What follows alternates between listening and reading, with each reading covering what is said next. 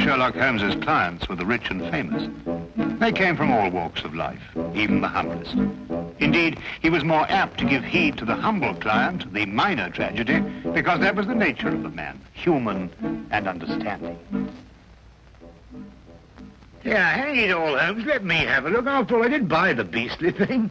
Why don't you wait for moving pictures, Watson? Much more interesting, you know. Pictures that move?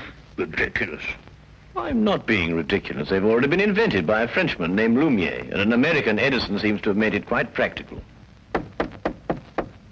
Absurd. He'll never get anywhere with them, you'll see. Not commercially anyway. Nobody will be interested. Come in.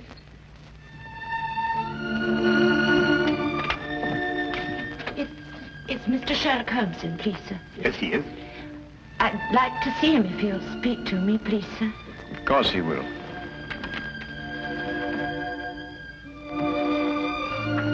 This is Mr. Sherlock Holmes. I'm Dr. Watson. Mrs. sir. Mrs. Jessie Hooper. Oh, come now, my dear. It's not as bad as that. It's Billy, sir. My husband. He's dead. Oh, my dear.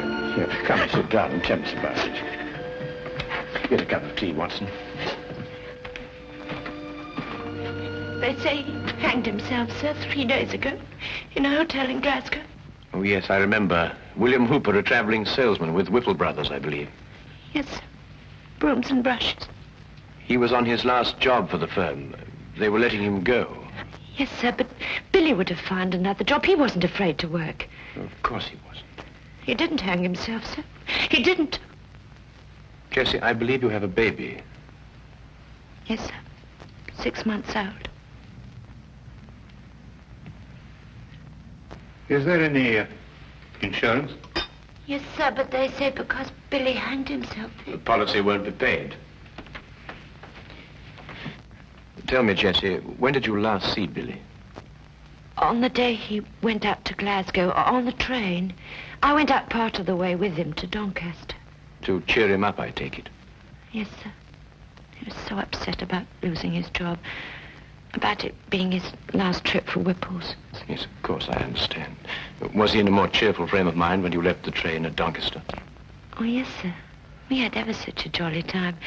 There was a gentleman in the compartment who was so funny he kept us in stitches. When he laughed, you just couldn't help laughing with him. I see. Was there anyone who might have benefited by his death? No, sir. No one at all. Was he a native of London? No, sir. He came from Exbar. That's a little village in Cornwall. I see. Well, I can't promise anything, Mrs. Hooper, but I'll certainly do my best. Now, where can I get in touch with you? Number 26 Western Lane. And sir, there's something I must tell you. Yes, Jessie? I'm not very well off, and what with the expenses of the baby and... Oh, never mind. There's no fee. Oh, thank you, sir.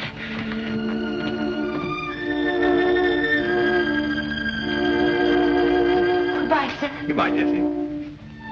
Sir, I don't know how to...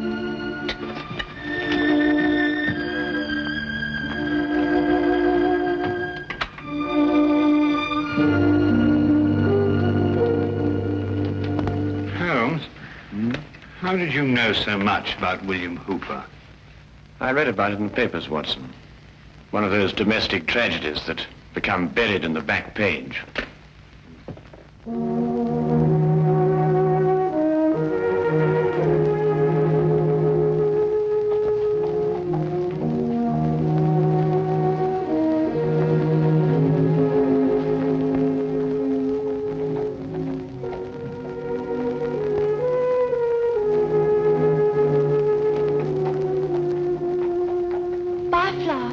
No, thanks.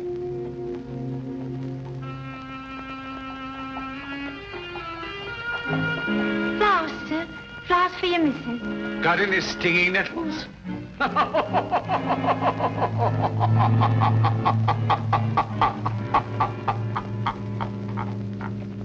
If you want to kill somebody, you can poison them or shoot them or stab them or push them over a cliff if you like, but you don't hang them. It's still deucedly awkward. Unless, of course, you want to make it look like suicide. Oh, Watson, be a good fellow, would you, and buy me 15 feet of manila rope before we go up to Glasgow? Well, we could buy that anyway. Glasgow?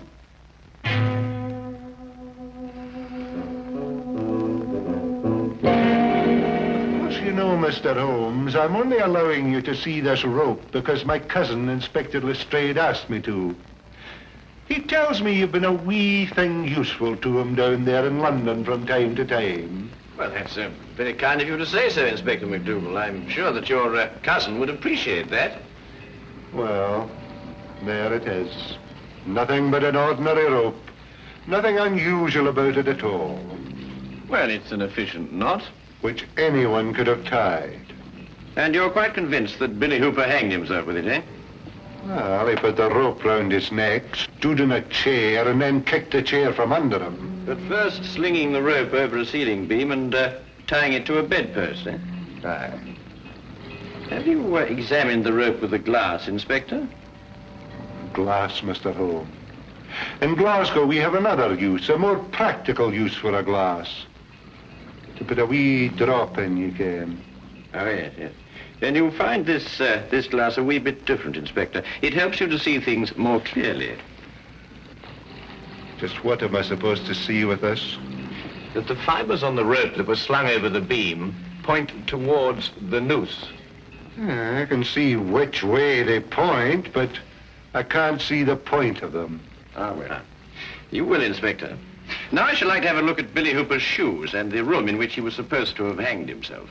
Mr. Holmes, I'm beginning to have a great deal of sympathy for my cousin, Inspector Lestrade, to say nothing of the entire London police force.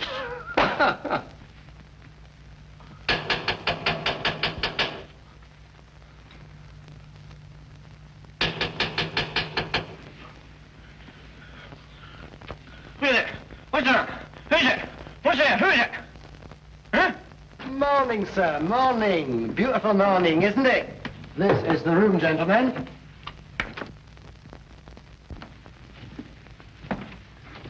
This is the beam, I presume, over which the rope was slung. And this is the bedpost the laddie tied the rope to. Interesting. Just a little routine detection, sir. Why don't you go back to sleep? Watson, let me have the rope you bought in London, would you? Yes.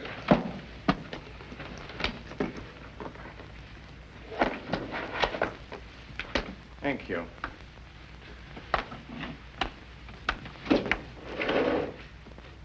Now, would you come and stand under the noose? Just a minute, Holmes. What are you up to? Mr. Holmes, I'm afraid I can't allow you to hang your friend in my presence. Oh, very well. I only wanted to make the demonstration as graphic as possible. Would you hold it, Watson? Now, observe the rope, Inspector, passing over the beam as I hoist Watson up. What is all this in aid of? Oh, just an experiment, Watson. And I believe you put on a bit of weight, old chap. This nonsense in aid of. Let's have a look at the rope. Inspector, observe that part of the rope which passed over the beam. You will note that the fibers point towards the noose. Exactly like the fibers of the rope Hooper was hanged with. So they do. But if he had hanged himself by kicking the chair from under him, his body dropping down would have caused the fibers to bend in the opposite direction, away from the noose. I've got it, Holmes. And because the fibers bend towards the noose, therefore, Hooper must have been pulled upwards. And since he obviously didn't pull himself up, someone else must have. And that is murder. Murder? What are you talking about? The late William Hooper, sir. Mr. Holmes here, by a brilliant feat of detection, has just proved conclusively that he was hanged here, in this very room. Hanged in this very room? Let me go in here.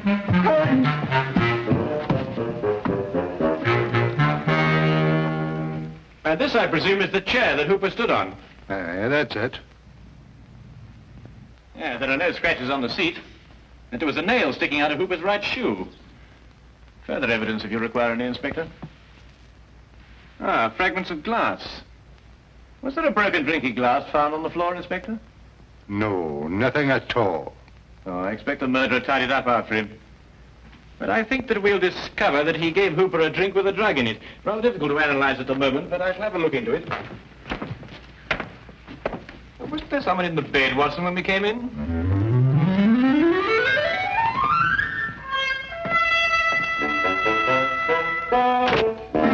John Carver, 28 Minute Road, Birmingham. Henry Hampton, 76 Casket. 76 Casket Lane? Do you recall Hampton? Hampton.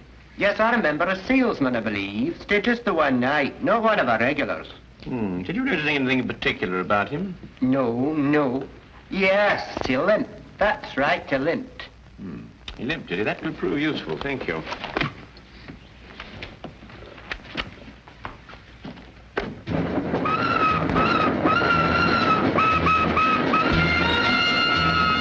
Aside from the fact that Hooper was murdered, what else do we learn in Glasgow?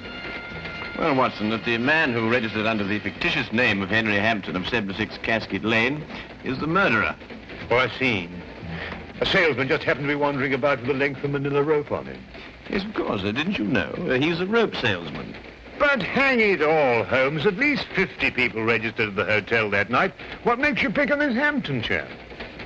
Because, my dear fellow, an elementary geographical knowledge of London would tell you that the even numbers in Casket Lane stop in the 60s. Number 76 is obviously a figment of Mr. Hampton's imagination. I see.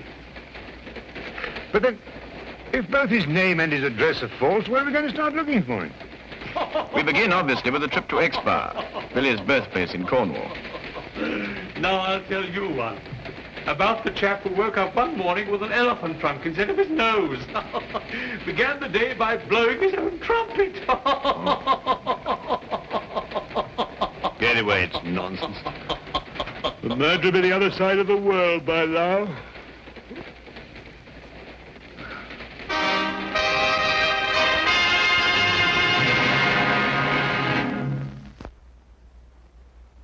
And now we return to the case of the Jolly Hangman.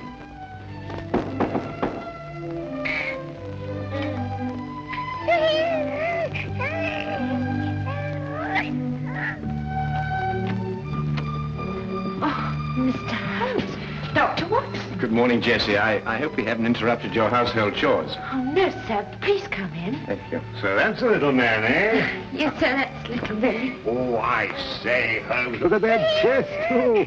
Look at these biceps. Yes, Watson, and look at that nice high forehead and that well-developed cranium. Won't you have some tea, sir? I'm sorry, Jessie, but I'm afraid we won't have time. We've come to ask you a few questions about your husband. Yes. Please sit down. Thank you. Dr. Watson and I have just come back from Exeter. It occurred to me that the seeds of what happened in Glasgow were sown in the past. We learned, Jessie, that when Billy was 7 years old, his grandfather was murdered. Did you know that? No, sir. Billy never told me. I can understand that. He was a sensitive young man, and he wouldn't want to burden you with a gruesome story. What happened, sir? Well, at that time, Billy was living alone with his grandfather on an isolated farm. One night, the old man gave shelter to a stranger. The following morning, Billy's grandfather was found murdered, and Billy was discovered incoherent with fear hiding in a shed. The murderer was never identified. The only thing that Billy could tell the police was that the man limped. Exactly, Watson. However, years passed. The murderer felt comparatively safe. There was only one person in the world who could identify him. The man who once had been that 7-year-old boy. And he probably thought the little boy'd forget anyway. But the little boy didn't forget. The memory remained here, dormant for many years, until it was reawakened in Glasgow. Oh, that window gives you a start, don't it? Always dropping shut like that. Billy was going to fix it. In Glasgow, sir? Yes, where he encountered the murderer. The memory began to stir, perhaps awakened by that limp. And the murderer began to realize that sooner or later, Billy would remember and identify him. Now I understand. Understand what? Billy's nightmares. Oh, such frightful ones he'd always have. Moaning something about a hobble. Of course, a hobble, a limp. But he could never remember what the nightmares were about. Did Billy ever mention meeting a man who limped? No, sir, never. Then I believe, Watson, we can conclude that Billy had never met the man before the chance encounter in Glasgow. Oh, I'm sure he hadn't, sir. So the signs still point to our mysterious Mr. Hampton. Who's Mr. Hampton, sir? A gentleman I very much wish to lay my hands on. And I will. You may be sure of that, Jesse. My feet are killing me. How many more of these companies we got to see? Oh, chin up, old chap. Only about a dozen or so. Well, can't we cover them in a hansom? What? A hansom cab on a beautiful day like this? Oh, don't be silly.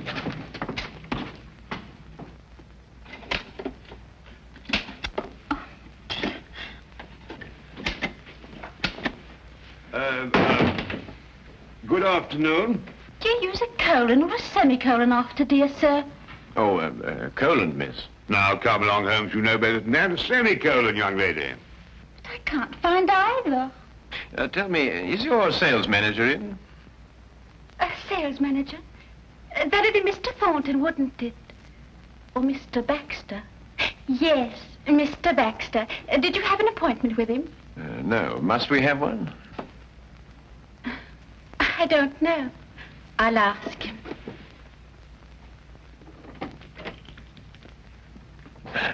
New, I'd say, Holmes. Yes, a safe deduction, Watson. You noticed the fingernails unbroken. Oh, really? Mr. Baxter says you don't have to have an appointment. He'll see you now. Ah, thank you.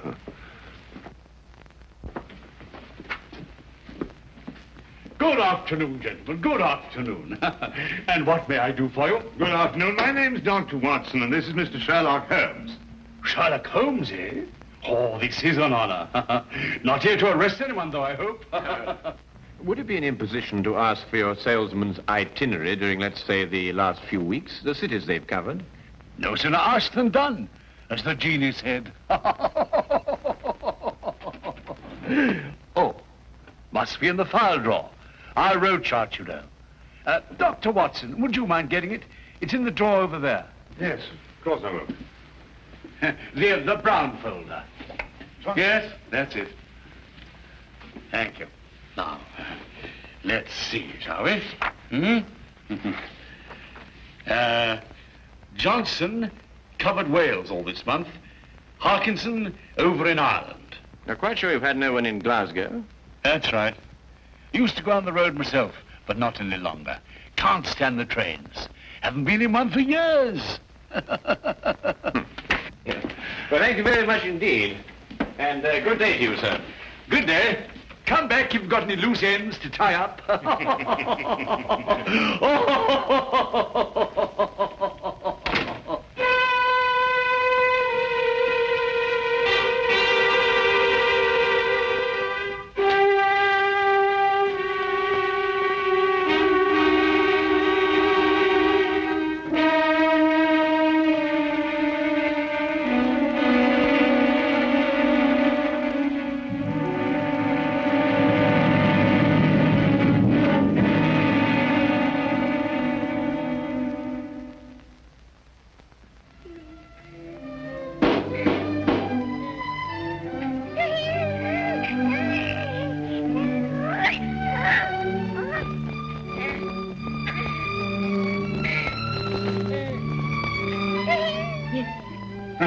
Good afternoon, Mrs. Hooper.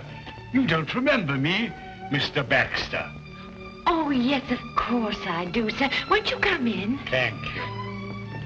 You were the jolly gentleman on the train with Billy and me. Give me your coats. Oh, thank you. I've come to offer you my deepest sympathy. Yes, sir. Oh, a tragedy, a tragedy. He was a fine boy. Yes, sir. Oh, there. Come now, little lady. There's always a ray of sunshine somewhere. Ah, there it is.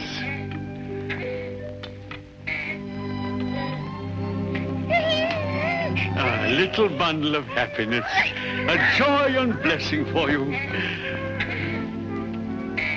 You'll always have...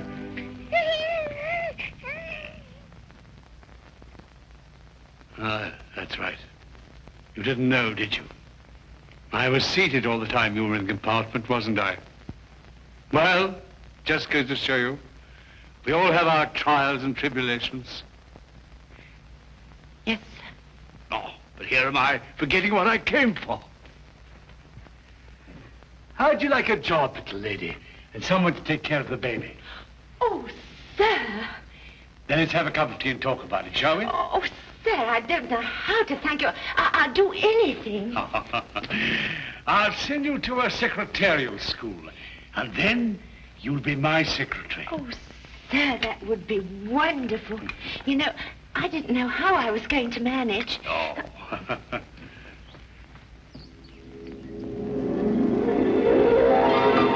You take sugar, sir? Huh?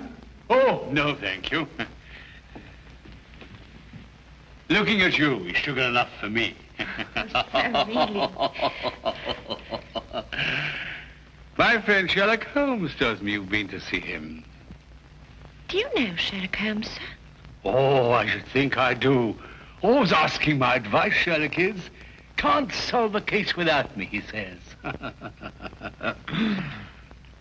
He and Dr. Watson went up to Glasgow, you know, inquiring at the hotel where Billy was. And then they went down to Exbar. How do you know all that, sir? Oh, Sherlock tells me everything. I suppose you told him that you and Billy met me on the train. And you gave him my name. I'm afraid I'd forgotten your name, sir. Had you now? Then you're the only one who knows, eh? Well, wouldn't Sherlock be surprised to find that I'd met Billy on the train? Yes, indeed. Wouldn't he be surprised? Yes, sir. Now, drink up your tea, and we'll talk about your new job. Huh?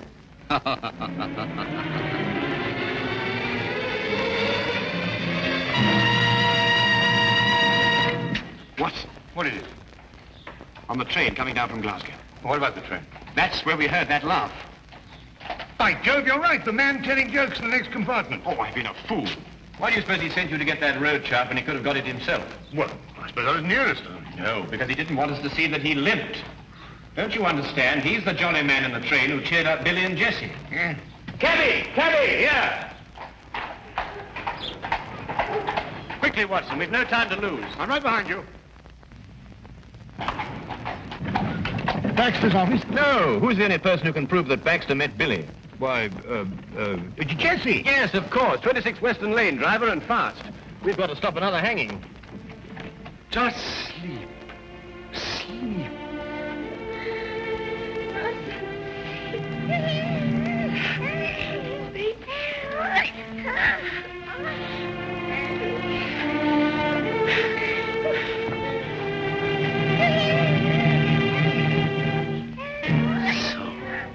You had to go to Sherlock Holmes, eh?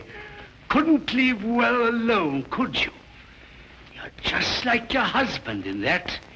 He couldn't let sleeping dogs lie either. The way he looked when he saw me walk out of the train at Glasgow. Well, maybe he wouldn't have remembered my limp from that night, and maybe he would. No point in taking chances. I don't believe in taking chances. Mrs. Hooper! Mrs. Hooper! It's Sherlock Holmes! Open the door! Mrs. Hooper! Jessie, it's Sherlock Holmes. Open the door! Jessie, open the door! All right, Watson, break it down.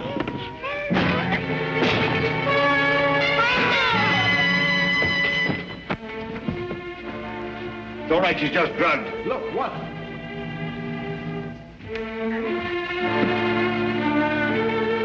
No.